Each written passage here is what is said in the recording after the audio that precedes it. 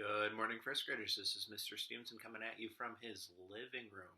Today is Monday, April 20th, 2020, and technically today is the start of spring break. So today is very much, I want to make very clear from the beginning, today is like an optional day. Technically, I shouldn't be making a video today. Kids shouldn't be working, but however, I know me and I like to stay busy. I know that there are certainly other kids that like to stay busy, so I'm going to leave that up to individual families to, if your child needs a day to relax and be a kid, I totally support that. If your kid or your household needs something to keep them busy, I support it either way. Just know that I'm very much a believer in let's do what's going to help the kids, and that's different for every kid. So I wanted to put that option out there from the start. So today I'm going to kind of go a little bit out of order, and I'm going to actually start with writing. Now for today it says to write, to plan a new writing piece. So I'm going to try to do that, but I'm not going to provide like my plan. What I'm going to try to do is I'm going to try to create something that can help kids think about what they need to be thinking about at certain times, or for adults, some kind of suggestions to mention to the kids to maybe help them jog their memory. I tried to do it as I would do it if I was with a first grader individually, so I hope this is something that's helpful. And I have no problem chatting with your kids when I meet with them individually about this, so hopefully the next few minutes is beneficial, and I hope to give you guys kind of a framework for some probing questions that sometimes get kids writing. I mean, I work a lot with the kids in writing, so I typically know what to ask, but every kid's different, so hopefully this is helpful. So what kids are going to need is a paper that looks like this, and I'm going to be talking and writing, and I will show this completed kind of right before I start like the reading. So don't feel like you have to pause. I will show this to you guys in a little bit when it's completed. Okay, so it's kind of the first thing. It says names of made-up characters. I just want to make it clear that starting at a young age, it's important for kids to make up names because you don't want to be like, oh, this person, because you don't want to hurt any feelings. So for names, it's, I think, important to make them up. So keep that in mind. All right, then for the where. Now there's kind of two trains of thought for that. It can be someplace vague, like, oh, the forest, or outside even. Or it can be very specific. It can be, in grandma's basement, or, on my street, something like that. So it's either vague or specific. Now for the when can also be vague and specific, but typically what a first grader does is a time of day. Is it morning? Is it evening? Is it lunchtime? Or is it afternoon? Or sometimes they do a season. A season can be important to do because it gets kids thinking about, oh, well, if it's winter, we need winter stuff. If it's summer, we need, summer stuff. So, and it can, depending on the season, it can lead to certain types of problems. So, for the problem, I tried to think of kind of the different types of problems in a story, and I'm going to try to chat about them and hopefully list some things off. So the first type of problem that first graders typically write about is some sort of, and I'm being pretty broad, some sort of adversity, something that someone goes through that causes them, hardship. So adversity is pretty common. That topic that kids write about, so I'm going to start with that one.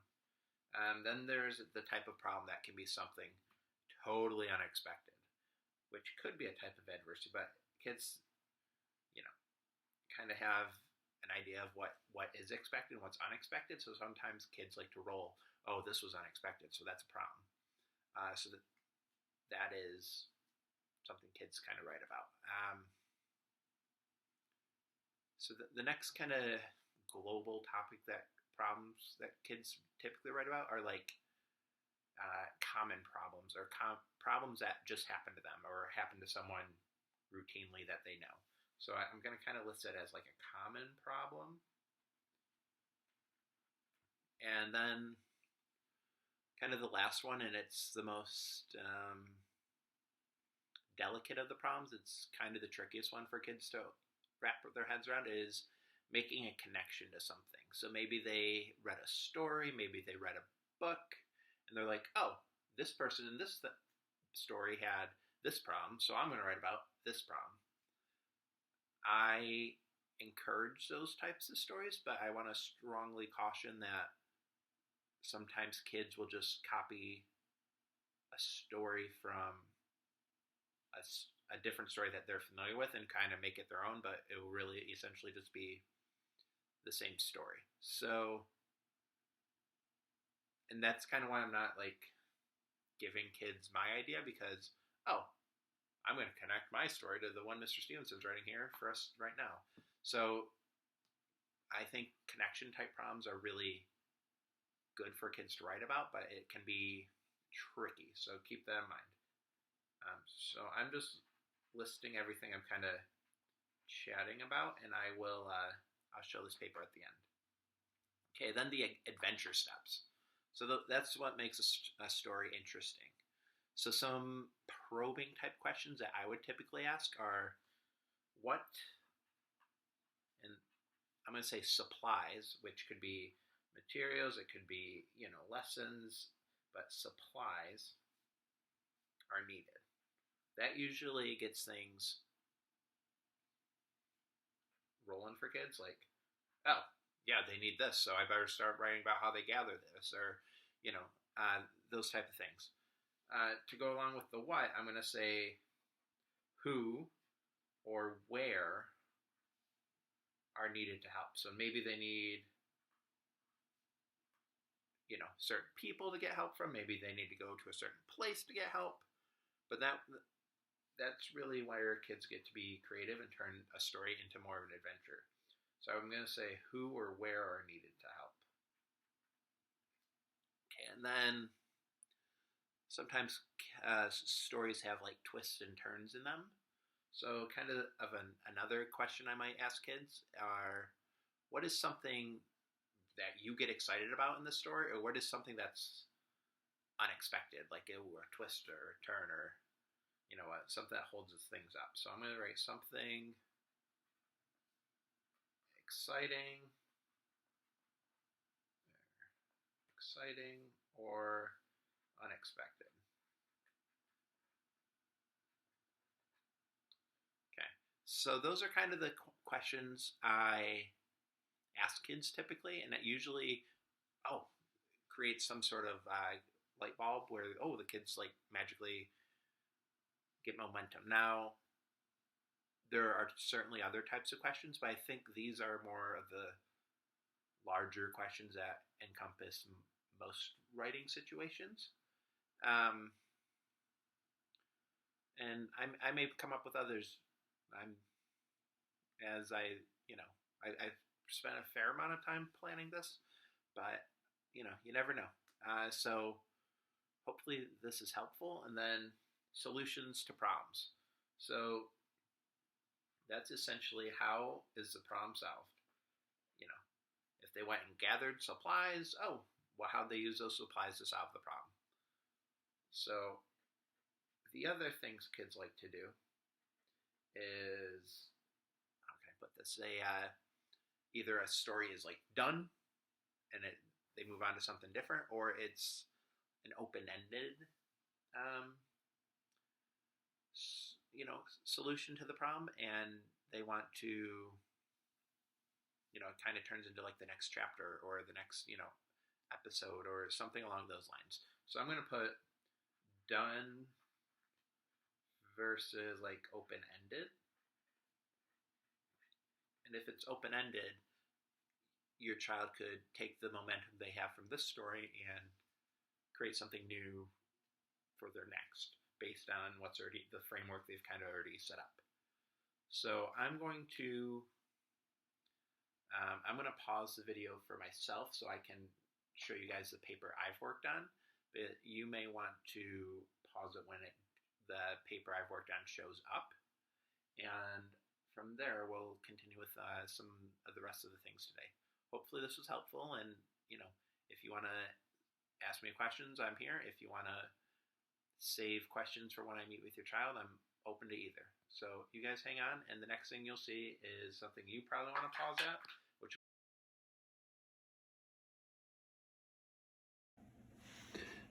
all right, guys, hopefully all that writing and discussion helps you guys plan out your writing. I'm going to transition to some reading tasks, so let's see what happens. So in first grade, we've learned that most words start out with some sort of consonant, vowel, consonant word. And then one of the first things we learn after that is some letters and that ending consonant or ending sound in a word have bonus letters. So typically words that end in L, there's a bonus L. Words that end in F, typically there's a bonus F. And words that end in S, there's typically a bonus S. Now, sometimes first graders get confused about the S's because they also know that S at the end of something can mean more than one. So it's usually S's on a word that typically can't mean more than one. So our words this week will have more than one syllable, and they will end with some bonus letters. Now our first word this week is w, I, n, m, I, o. Windmill. Okay, next up.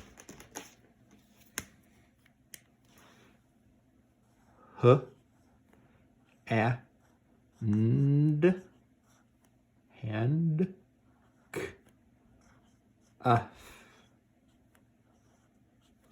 handcuff. And our next word is d, I, s, k, s, discuss. Okay, this next word is a little tricky because the first syllable has a magic E at the end of it, and so it has a long O sound where O says its name, like in home. Oh, home, oh. So that word is m, o. So when the O says its name, we need a magic E. Ooh. Hold on. Tricky to write on a line with a chisel tip. Mole, h, I, l, molehill. Next up, it, n, s, fitness. Okay, this next word has one of a bossy R in it, or you are, burn, Let's see if we can see it.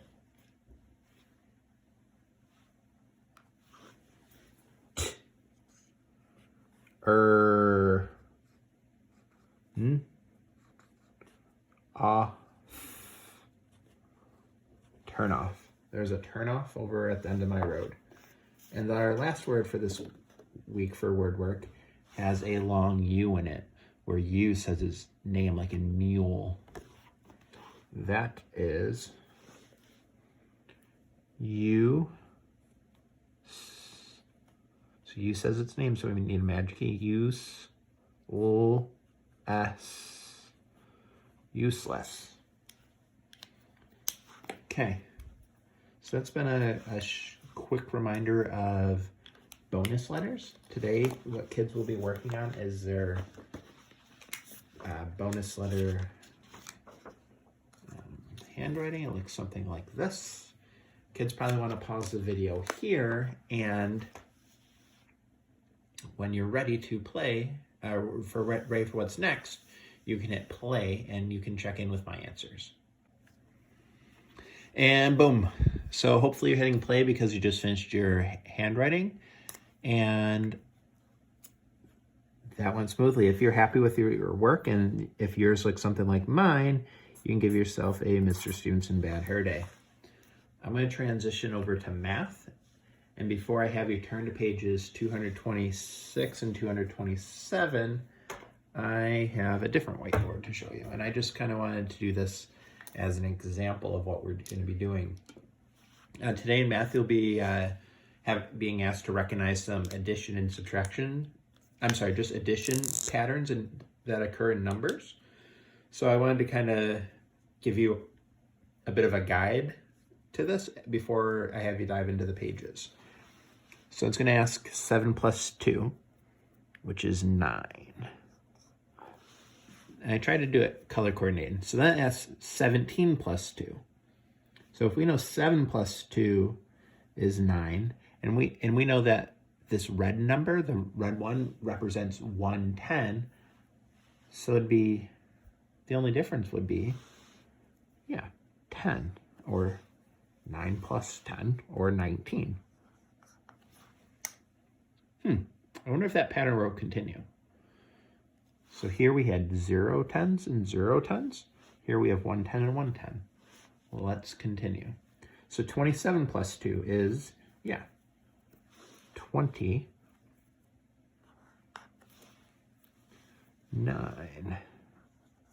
Oh, so 2 tens and 2 tens. Interesting.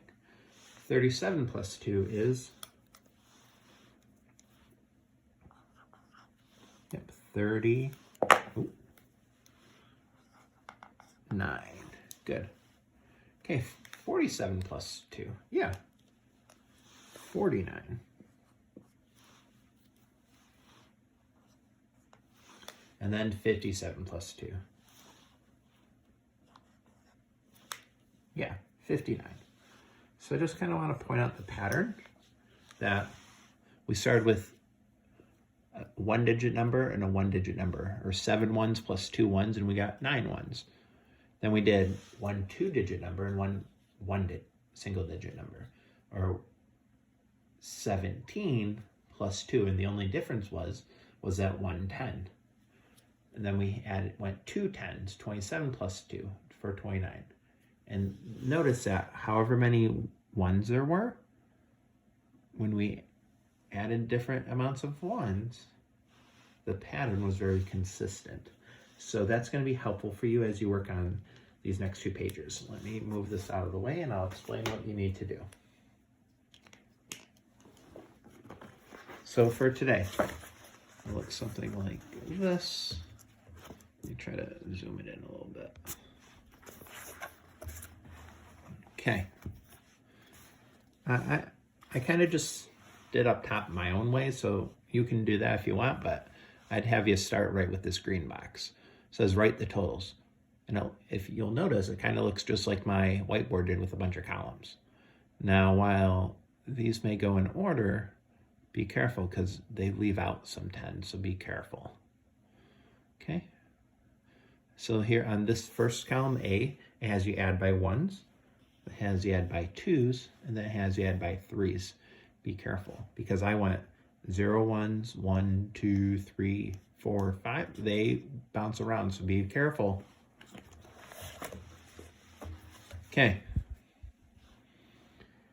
Then it's going to give you some numbers to think about, which will be super helpful if you want to try using this for number 2. Think about numbers between 1 and 50.